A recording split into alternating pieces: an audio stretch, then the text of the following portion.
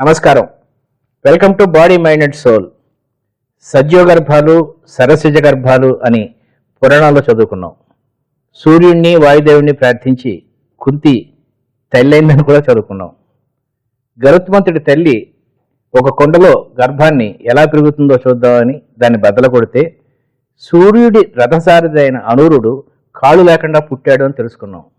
అవన్నీ కట్టుకథలు అని ఆ రోజులో అనుకున్నాం. కానీ ఇప్పుడు శాస్త్రం ఎంత ముందుకు వెళ్ళిందంటే అవన్నీ నిజమేమో అనిపించేలాగా ఇప్పుడు మన కళ్ళ ముందు పరిస్థితులు చెప్తున్నాయి.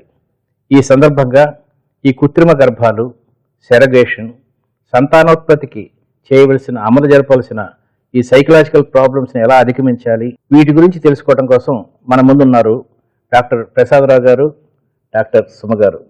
నమస్కారం అండి. నమస్కారం ప్రసాదరావు గారు. దంపతులు సంతానం కలగకపోతే దానికి ఏమేం కారణాలు బిహైండ్ ఉంటాయో కొంచెం చెప్తారా? ఈ ఆధునిక ప్రపంచంలో ఫ్యామిలీ ప్లానింగ్ అనేది పెళ్లికల్లా ముందరే స్టార్ట్ అయిపోతుంది. అంటే అదొక టైప్ ఆఫ్ గ్రోత్, సాంఘిక సర్కిల్లో ఒక ఇంపార్టెంట్ భాగం అని మనం అనుకున్నా కూడా ఈ టూ మచ్ ప్లానింగ్ అయిపోతుందని మేము చూస్తున్నాం. ప్రతి స్త్రీకి ఆ స్త్రీ యొక్క హార్మోన్ సైకిల్ ప్రకారం కానీ, ఆ స్త్రీ యొక్క సాంసారిక సైకిల్ని దృష్టిలో ఉంచుకొని గైనకాలజిస్టులు, ఆబ్స్టిషియన్స్ దాన్ని సరిగ్గా ఏది బెస్ట్ కాంట్రాసెప్షనో చెప్పడమే కాకుండా అందరికీ ఒకటి కాకుండా సెపరేట్గా చెప్పడం అనేది, అది జరగనప్పుడు వచ్చే వైకల్యం ఒకటి. మిస్యూజ్ ఆఫ్ హార్మోన్స్ వాళ్ళకై వాళ్ళు యూజ్ చేసుకున్నప్పుడు జరుగుతుంది. దానివల్ల వచ్చే విపరీతాలు ఒకవైపు. మన దేశంలో మోస్ట్ కామన్ ఉన్న ఇన్ఫెక్షన్స్ ట్యూబర్క్లోసిస్, అదే కాక యూరిన్ ట్రాక్ట్ ఇన్ఫెక్షన్ కూడా చాలా కామనే. అని సరిగ్గా మేనేజ్ చేసుకోకపోవడం మూలంగా ఆ ట్యూబ్స్ ఒక బ్లాక్ అయిపోవడం, అంటే ఓవమ్స్ రిలీజ్ అయినా కూడా ట్యూబ్స్ మూసుకుపోవడం మూలంగా రాకపోవడం. వీటితో పాటు ఐ థింక్ ఆధునిక లైఫ్ స్టైల్లో ఒక ఇంపార్టెంట్ థింగ్ సెక్సువాలిటీ గురించి మనం ఒక నిమిషమన్నా చర్చించుకోవాలి. అసలు సెక్సువాలిటీ అంటే ఏంటంటే సెక్స్ ఒకటే కాదు, వాట్ ఈస్ రిలేషన్షిప్ బిల్డింగ్. ఈ రోజుల్లో ఆధునికంగా చూస్తే ఇద్దరు మగాడ ఉద్యోగం చేసుకుంటూ పడుకోవడానికి తప్పితే, ఇంటికి రావడానికి తప్పితే మాట్లాడుకోవడానికి టైం లేదు, రిలేషన్షిప్ పెంచుకోవడం టైం లేదు. సో అది మూడో యాంగిల్ మానసికంగా. వీటితో పాటు ఇన్ఫెక్షన్స్, ట్యాబ్లెట్స్ ఇది కాకుండా సరి అయిన అవగాహన లేకపోవడము, డెఫినెట్ మెడికల్ చెకప్స్ చేసుకోకపోవడము, ఎనీమియా మోస్ట్ కామన్ కాజ్ మన దేశంలో. సంతానం సరిగ్గా కలగకపోవడానికి ఇది కాకుండా దీంతో పాటు జరిగే మానసిక కారణాలు, సాంఘిక కారణాలు, లాట్ ఆఫ్ థింగ్స్ అన్నీ కలిస్తే సృష్టితో సరిగ్గా మనం పయనించకపోవడం, సరిగ్గా భోంచకపోవడం, వెయిట్ లాస్ అనండి, ఓవర్ వెయిట్ అనండి, అబ్యూజ్ ఆఫ్ ఫుడ్ అండి, ఆల్కహాల్ ఉంది, టొబాకో ఉంది, ఈ అబ్యూజ్ అండి, ఇవన్నీ కలిపి కూడా సంతానం కలగకపోవడానికి, సంతానోత్పత్తి కలగకపోవడానికి చాలా కారణాలు ఉన్నాయని చెప్పారు కదా. సెరగేషన్ అనే పదం విన్నాను ఈ మధ్య కొత్తగా. Can you explain about that? ఒక శిశువుని, ఒక భార్యాభర్త ద్వారా కలిగిన శిశువుని పిండం దశలో ఇంకొక స్త్రీలో పెంచటాన్ని సరగసి అంటారు. కాకపోతే ఈ భార్యాభర్త ఎందుకు పెంచుకోలేకపోతున్నారు? ఆ భార్యలో ఉన్న కారణాలు ఏంటి? మన దేశంలో మోస్ట్ కామన్ రీజన్ సార్ చెప్పినట్టు ట్యూబర్క్లోసిస్. ఈ గర్భసంచికి వచ్చే టీబీ వ్యాధి మూలాంచి గర్భసంచి లోపల పొరంతా తినేస్తుంది. ఇటువంటి స్త్రీల్లో గర్భిణీ రావటం అన్నది జరగదు. 1% అంటారు. 1% అంటే ఆల్మోస్ట్ నిల్. రెండో కారణం, సాధారణంగా మేము సరగసి ఎందుకు చేస్తామంటే, కొంతమంది స్త్రీలు గర్భిణీ వస్తుంది, కాకపోతే 4వ నెల 5వ నెల దాటాక వాళ్ళు దాన్ని నిలుపుకోలేరు. అటువంటి స్త్రీలకి నిజంగానే ఒక సహాయం అవసరం. అటువంటప్పుడు ఇంకొక స్త్రీలో వీళ్ళ పిండంని పెట్టడం ద్వారా అది సక్సెస్ఫుల్ గా 9వ నెల దాకా కంటిన్యూ చేయడం ద్వారా దాన్ని సరగసి అంటారు. న్యాచురల్ మదర్ కాకుండా పెంచిన మదర్ ఉంది చూడండి, ఆవిడ తాలూకు జీన్స్ ప్రభావం కానీ, ఆవిడ తాలూకు డిసీజెస్ కానీ ఈ పిల్లవాళ్ళకి వచ్చే ఛాన్సెస్ ఏమైనా ఉన్నాయా? తల్లులకి ఈ ఎవరైతే పిండంని దానం చేస్తారో, పిండంని తీసుకుంటుందో, ఇద్దరికి కూడా స్క్రీనింగ్ టెస్ట్లని ఉంటాయండి. కంపల్సరీ వీళ్ళకి ఆ స్క్రీనింగ్ టెస్ట్లన్నీ అయ్యాకే డాక్టర్లు వీళ్ళిద్దరిని తీసుకుంటారు ట్రీట్మెంట్కి. సో ముందు ఇచ్చేవాళ్ళు పిండం తయారు చేయాలంటే భార్యాభర్త ఇద్దరు హెల్దీగా ఉండాలి. వాళ్ళకి సంబంధించిన టెస్ట్లన్నీ క్లియర్గా ఉన్నాకే వాళ్ళని ట్రీట్మెంట్కి తీసుకుంటారు. ఆ పిండం తయారయ్యాక ఈ పెట్టబోయే తల్లిని, ఈ అమ్మాయిని కూడా అన్ని చెకప్ చేయందే ఆ అమ్మాయిని ఎందుకు ఈ అమ్మాయికి మళ్ళీ ప్రెగ్నెన్సీ వచ్చాక ఏమైనా గర్భిణీకి సంబంధించినవి కానీ డయాబెటీస్ కానీ, హైపర్ టెన్షన్ కానీ, థైరాయిడ్ ప్రాబ్లమ్స్ కానీ, ఇలాంటివన్నీ స్క్రీనింగ్ టెస్ట్లు అవ్వందే ఆ తల్లిని తీసుకోం. సో బేసిక్గా మొత్తం ఇద్దరు హెల్దీ అనుకున్నాకనే డాక్టర్లు వీళ్ళిద్దరిని యాక్సెప్ట్ చేస్తారు. ఒక సైకాలజిస్ట్ గా చెప్పండి డాక్టర్ గారు, సరగసిలో మీ నవల్స్ లో విపరీతంగా రాస్తాం ఏంటంటే ఆ తల్లి ఎవరు తాలూకు పిండాన్ని పెట్టుకున్న తల్లి కనేసిన తర్వాత నా కడుపు అంటూ అడవుల్లో తిరిగి ఆ పుట్టిన పెట్టుకో ఇవన్నీ జరుగుతాయంటారా రియల్ ఫ్యాక్టర్, లేకపోతే వదిలేసి వెళ్ళిపోతూ ఉంటారా వీళ్ళు? మానసికంగా చూస్తే వీళ్ళు ఆల్రెడీ మనం ఒప్పుకోకపోయినా కొంత సాంఘిక ప్రభావం, ఈవిడికి ఇంకా పిల్లలు కనలేదు.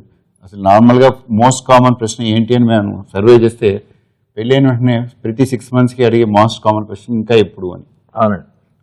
సో ఆ ఒత్తిడితో పాటు ఈ పరీక్షలు, సంతాన సాఫల్యంలో ఫెయిల్యూరు, ఇవి దాటిన తర్వాత నెక్స్ట్ స్టెప్ కదా. సో ఒక రకంగా మెజారిటీ ఆఫ్ దెమ్ ఆల్మోస్ట్ తీవ్ర మానసిక ఒత్తిడితో పాటు డిప్రెషన్ లేని వాళ్ళు అంటూ ఉంటారు. ఈ ఒత్తిడిని దాటుకుని కొంచెం ముందుకెళ్తే అటువైపు స్త్రీ కూడా మనం ఆమె స్త్రీయే, ఆమెకి కుటుంబం ఉంది, భర్త ఉండొచ్చు. ఒక రకమైన సాక్రిఫైస్. కొన్ని అడాప్షన్స్లో మనం చూస్తుంటాం, మా చెల్లెలు నెక్స్ట్ పుట్టే బిడ్డలను నేను పెంచేసుకుంటాం అనంత ఈజీ కాదు. అక్కడైనా మన ఇంటికి వచ్చినా కూడా ఆ తల్లి ఎంత సఫర్ అవుతుందో ఈ తల్లి అంతే సఫర్ అవుతుంది. సో మానసికంగా ఇద్దరిని ప్రిపేర్ చేయకుండా ముందుకు వెళ్ళలేము. సుమ్ గారు, ఒక తల్లి షీ గివ్స్ దట్ ఇంకో అమ్మాయికి ఇస్తుంది. అమ్మాయి జీవితాన్ని అది నరకమో స్వర్గమో తెలియదు, కానీ ప్రతి 10 నిమిషాలకి వెళ్ళి హార్లిక్స్ తాగావా, రాత్రి బాగా నిద్రపోయావా, మ్యూజిక్ పెట్టినా నీకు చంపేస్తుంది ఆమెని. ఇలాంటి యాంగ్జైటీస్ గురించి కొంచెం చెప్తారా? సాధారణంగా మీరు అన్నట్టు ఈ బయాలజికల్ పేరెంట్స్ అడిగే ఫస్ట్ క్వశ్చన్ అదేనండి, ఈ అమ్మాయి సరిగా భోంచేస్తుందా, టైంకి భోంచేస్తుందా, ఫ్రూట్స్ అవి తింటుందా అని అడుగుతారు. కాకపోతే బయాలజికల్ పేరెంట్స్కి ఈ సరోగేట్ మదర్కి మధ్యలో ఈ హాస్పిటల్ వాళ్ళు కానీ, ఆ పర్టికులర్ ఏజెన్సీ వాళ్ళు కానీ ఈ మధ్య కాలంలో వాళ్ళకి చిన్న చిన్న హాస్టల్స్ లాంటివి మెయింటైన్ చేస్తున్నారు. దాంతో ఏమవుతుందంటే వీళ్ళిద్దరి మధ్యలో ఎక్కువ కమ్యూనికేషన్ ఉండకుండా చూడటం కూడా చాలా ముఖ్యం. ఉండకపోవటం బెటర్. ఇండియన్ గవర్నమెంట్ ప్రస్తుతం సరగసీకి ఏదైతే లా తీసుకొచ్చిందో ఇందులో సరోగేట్ మదర్కి కాన్ఫిడెన్షియాలిటీ, ప్రైవసీకి చాలా ఇంపార్టెంట్ రోల్ ఇచ్చారు. సో ఈ విషయం మీద సాధారణంగా ఈ హాస్పిటల్ వాళ్ళు కానీ, ఏజెన్సీ వాళ్ళు కానీ వాళ్ళ యాంగ్జైటీ గ్రహించి చెప్తారు, ఇది అనానిమిటీ ఉంచటం ముఖ్యము, కనుక మీరు ఇవ్వాల్సినవి అన్నీ ఇవ్వచ్చు, కాకపోతే ఎక్కువ ఇంటరాక్షన్ ఉండకుండా ఉంటే బెటర్ అని చెప్తారు. ఒక కాంట్రాక్ట్ ఉంటుంది, అందులో పాపాయి కనగానే దాన్ని జెనెటిక్ పేరెంట్స్కి ఇచ్చేసేయాలి. ఈ అమ్మాయి తనకి ఏదైతే రియంబర్స్మెంట్ ఉంటుందో మెడిసిన్స్ కానీ, ట్రీట్మెంట్ కానీ, అంత మటుకు అవన్నీ చూసుకుని తను వెళ్ళిపోవాలి. దాంతో కాంట్రాక్ట్ ముగిస్తుందన్నమాట. దాని తర్వాత వాళ్ళకి వీళ్ళకి ఎటువంటి సంబంధం ఉండదు. ఎస్, ఈ పాపకి తల్లిపాలు రావటం కష్టమే, కాకపోతే ఆ తల్లి ఒకవేళ ఈ జెనెటిక్ మదర్ ఎవరైతే ఉన్నారో ఇంట్రెస్ట్ ఉంటే ముందు నుంచే ప్రిపేర్ అయ్యి కాస్త మందులు వాడుకుంటూ కొద్దిగా పాలు వచ్చేటట్టు చూసుకోవచ్చు. ఈ సరగేట్ మదర్స్ ఉంటారు కదా, వాళ్ళకి మనసులో ఉంటుంది ఈ బిడ్డ నాది కాదు, 9 months తర్వాత వెళ్ళిపోతుంది. మామూలుగా న్యాచురల్గా మదర్ అయిన ఒక స్త్రీకి తన బిడ్డ ఆ కదలికలు లోపల ఎవ్రీథింగ్ షీ ఫీల్స్. వేరే ఇది ఒక రెంటెడ్ దీనిలాగా ఒక ఇది ఉంటుంది కదా, దీనివల్ల తీసుకోవాల్సిన జాగ్రత్తలు తీసుకుంటారా ఈ మదర్స్? ఆ అమ్మాయి ప్రెగ్నెన్సీ టెస్ట్ పాజిటివ్ రాగానే డాక్టర్ గారు నాకు పాజిటివ్ వచ్చిందండి అంటే తను ఏదో ఎగ్జామ్ పాస్ అయినట్టు చాలా ఆశ్చర్యపోయాను నేను ముందు. తర్వాత గమనించగా వాళ్ళు actually they enjoy the pregnancy. నాకు కదలికలు తెలుస్తున్నాయి డాక్టర్ గారు ఇవాళ నేను మర్చిపోయి కాస్త పచ్చడి ఎక్కువ వేసుకుని తిన్నాను. సో ఐ రియలైజ్డ్ వాళ్ళు ఈ సాధారణంగా స్త్రీలలో అది స్త్రీ సహజ గుణమేమో మరి, వాళ్ళు ప్రెగ్నెన్సీని యాక్సెప్ట్ చేస్తారు, దాన్ని కంటిన్యూషన్కి they will take adequate care, and వాళ్ళ ఎక్స్పెక్టెన్సీస్ కూడా చాలా తక్కువ ఉన్నాయండి. అది కమర్షియాలిటీ గురించి చాలా పబ్లిసిటీ జరిగినా నిజంగా మేము చూస్తున్నాం కదా, వాళ్ళ ఎక్స్పెక్టేషన్స్ చాలా తక్కువగా ఉంటాయి. ఫిలాంథ్రఫిక్ గ్రౌండ్ తో ఇస్తారంటారు, ఇది ఫిలాంథ్రఫిక్ గ్రౌండ్ మీదే నడుస్తుందండి ప్రస్తుతం. కమర్షియల్ గ్రౌండ్స్ ఉండకూడదు అని లాలో క్లియర్ గా ఉంది. వాళ్ళు ప్రతిదీ మనసారా వాళ్ళు ఆస్వాదిస్తున్నారనమాట గర్భిణిని. డెలివరీ అయ్యాక ఇచ్చేసేయాలమ్మా మీరు పాపని అంటే, అవును అది వాళ్ళదే కదా అంటున్నారు. ప్రస్తుతం ఈ ట్రెండ్ మనం ఇండియన్ విమెన్ లో చూస్తున్నాం. భారతదేశంలో స్త్రీలు చాలా సహకరిస్తారండి, అన్ని విధాలుగా సహకరిస్తారు, బాగా ఆలోచిస్తారు. సో ఈ విషయంలో కూడా ఇంతవరకు మేము అసలు ఏ ఇబ్బందులు ఎదుర్కోలేదు. ఈ couple already lot of emotional draining అయిపోయి ఈ డెసిషన్కి అవునండి, అవును. ఆల్మోస్ట్ అన్ని ఫెయిల్ అయిపోయిన తర్వాత ఇక్కడికి వచ్చారు. సో ఇదొకటి చూశాను. చాలా అది ఇందాక డాక్టర్ సుమా చెప్పినట్టు ఈ పర్టికులర్ ప్రక్రియలో గైనకాలజిస్ట్ అండ్ ఆబ్స్టిషియన్స్ చాలా ఎమోషనల్, ఆల్మోస్ట్ వాళ్ళ చైల్డ్ లాగా, అంటే వాళ్ళు ప్రెగ్నెంట్ అని కాదు, నా చైల్డ్ని how I should bring up అనే ఎంత సైకాలజీ ఉంటుందో ఆ ప్రెగ్నెన్సీని నడిపించడంలో కూడా అంతే సైకాలజీ. ఈ సరగేట్ మదర్స్ ఆల్రెడీ ఒక చైల్డ్ ఉన్న వాళ్ళకి చేస్తారు, కరెక్టేనండి? అంతే. అలా ఉన్నప్పుడు ఈవిడ ప్రెగ్నెంట్ తో ఉన్నప్పుడు ఈవిడ కొడుకు, ఒరిజినల్ కొడుకు ఉంటాడు కదా, ఆ కొడుకు పట్ల ఏమన్నా చిరాకు అది ఎక్కువ అవటం కానీ, పిల్లడు పుట్టింది, లేకపోతే వాడి రియాక్షన్ ఈ కడుపులో ఉన్న తమ్ముడు చెల్లి, అదే వాటి మీద కాంప్లికేషన్స్ వస్తాయా? దీని గురించి మన దేశంలో ఇంకా స్టడీ చేయలేదండి. బట్ ఇది ఇంటర్నేషనల్ గా ఇవన్నీ రిపోర్ట్ అయినవే. దట్ చిల్డ్రన్ అంటే సరోగేట్ మదర్స్ ఉన్న వాళ్ళు డెఫినెట్లీ వాళ్ళ ఫ్యామిలీ తోటి ఉంటారు కాబట్టి children did show jealousy and many times most common is grief reported in some children అని కూడా చెప్పారు. అంటే చిల్డ్రన్ బికాస్ వాళ్ళ మదర్ ప్రెగ్నెంట్ తెల్ల అవుతుందని తెలిసి సడన్ గా ఒకరోజు పోయి డిసపియర్ అయిపోయి ఇక్కడ చైల్డ్ అంటే చైల్డ్ లేదని అబద్ధం ఆడతారు naturally. So this is lot of emotional issues. కాకపోతే సార్ అన్నట్టు ఇప్పుడు ఇంకా ఇన్ఫెన్సీ దశలోనే ఉంది సరోగసీ అన్న సబ్జెక్టు, మన దేశంలో ఇంకా అంతగా అర్థం కాలేదు. సర్వేటివ్ మదర్స్ తీసుకోవాల్సిన జాగ్రత్తలు నార్మల్ ప్రెగ్నెన్సీకి దీనికి కొన్ని తేడా ఏమైనా ఉంటుందా? రెండు సేమేనా? సాధారణంగా ఏమీ తేడా ఉండదు.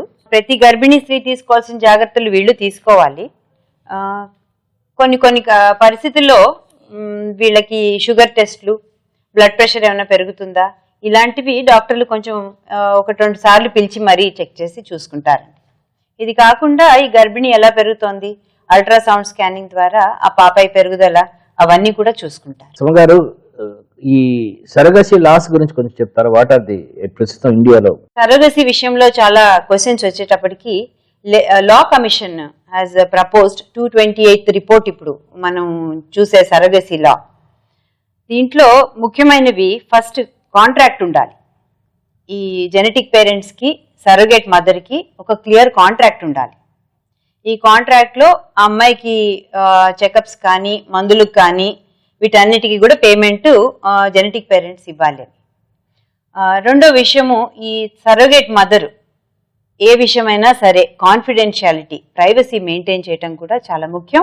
ఆ అమ్మాయికి ట్రీట్మెంట్ అంతా కూడా ఇన్సూరెన్స్ కవరేజ్ ఉండాలని అదొక రూల్ ఉంది. ఒకవేళ గనక ఈ శిశువు పుట్టాక ఆ తల్లిదండ్రుల్లో ఎవరైనా పోయినా లేదా తల్లిదండ్రులు సెపరేట్ అయినా ఇలాంటి విషయాలు కూడా చూసాం కనుక దానికి చాలా క్లియర్ గైడ్ లైన్ ఇచ్చారండి.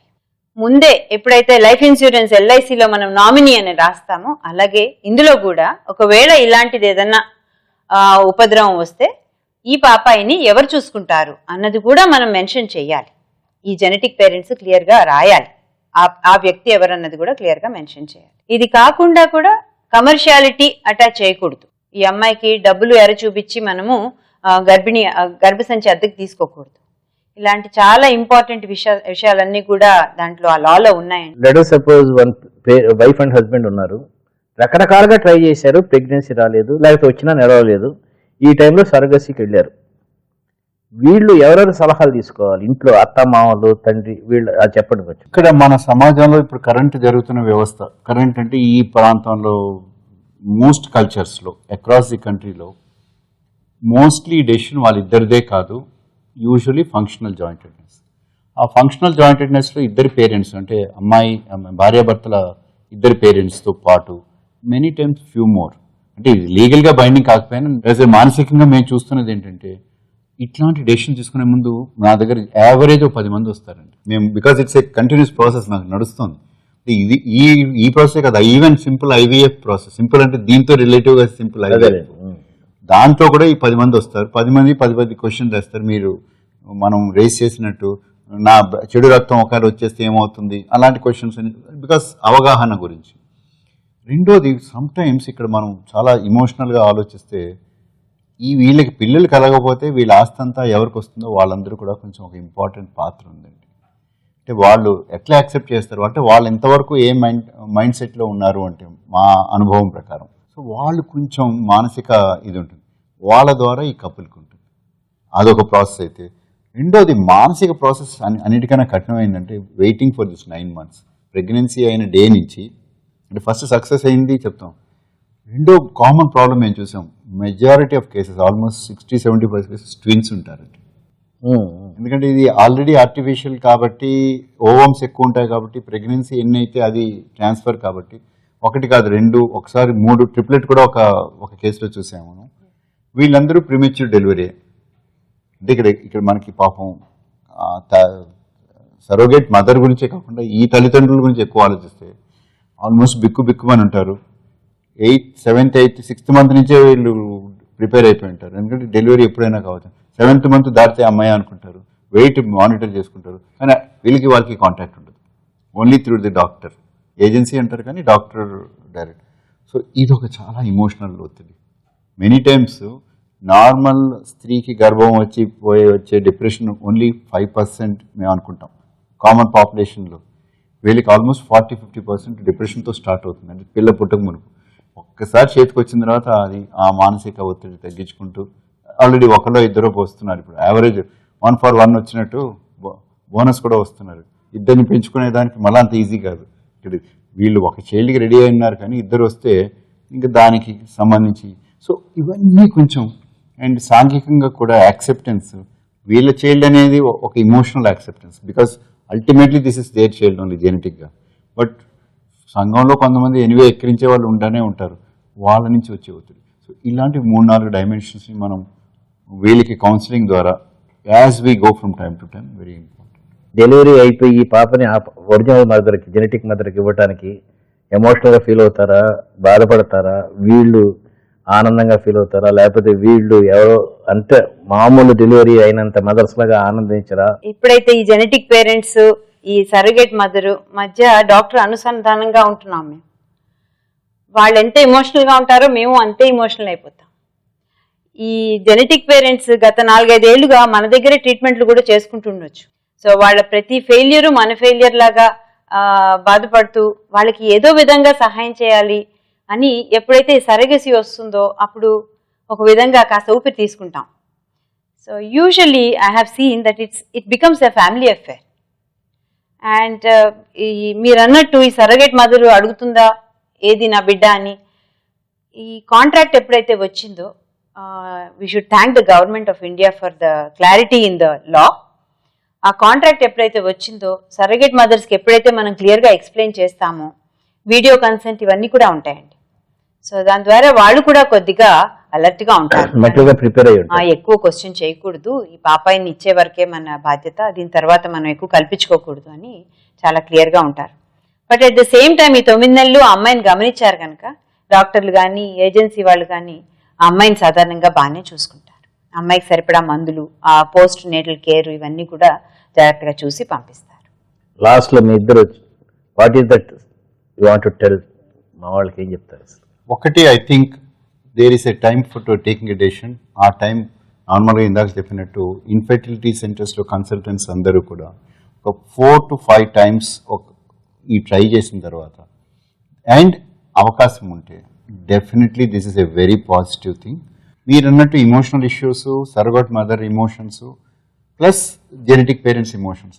బట్ నేను కామన్గా చూస్తుంది because we are working with this couples కాబట్టి ఎంత హ్యాపీనెస్ ఫీల్ అవుతారు. So I think we should recommend for those couple. Affordability ఒక ఇంపార్టెంట్ ఇష్యూ, బట్ ప్రతి చోట ఉన్నట్టే ఇక్కడ కూడా ఎఫోర్డబిలిటీ విల్ ఆపరేట్. గర్భిణీ కావాలని, పాపయ్యని కనాలని ప్రతి స్త్రీ అనుకుంటున్నాను. అనుకోని స్త్రీ అంటూ బహుశా నేను ఎక్కడా చూడలేదు. ప్రతి స్త్రీ కంపల్సరీ తనకు తల్లి కావాలని అనుకోవటం, ఆ తహతహ నిజంగా గమనిస్తే ఒక్కొక్కసారి చాలా ఆశ్చర్యం వేస్తుంది. ఇంత పట్టుదలగా ఉన్నారా వీళ్ళని. సో తన గర్భిణిలో పాపాయిని కంటము, ఆ పాపకి తల్లిపాలు ఇవ్వటము, దీని ద్వారా ఆ అమ్మాయి లాంగ్ టర్మ్ హెల్త్, ఫ్యూచర్లో రొమ్ము క్యాన్సర్లు ఇలాంటివి రావు. సో పాపాయిని కంటం అన్నది చాలా అవసరం ప్రతి స్త్రీకి. కానీ కొన్ని పరిస్థితుల్లో ఎప్పుడైతే గర్భిణి తన పొట్టలో రాదో అప్పుడు ఇంకొక అమ్మాయి ద్వారా పాపాయిని కంటం, కనీసం కొన్ని విషయాల్లో అన్న అమ్మాయి ఈ మానసిక వ్యాధుల నుంచి కూడా బయటపడవచ్చు. చాలా పాజిటివ్ గా చెప్పారండి. యాక్చువల్ నాకున్న భ్రమలు కూడా చాలా తొలగిపోయినాయి. We on behalf of the audience చాలా థ్యాంక్స్ అండి. నమస్కారం. సర్రోగేట్ మదర్స్ వాళ్ళ ప్రాబ్లమ్స్ ఒక పాజిటివ్ యాంగిల్లో ఈ దృక్పథాలు వీటన్నిటి గురించి మనం చాలా విశదంగా తెలుసుకున్నాం. వచ్చే ఎపిసోడ్లో మరొక ముఖ్యమైన అంశంతో తిరిగి కలుద్దాం. అంతవరకు నమస్కారం.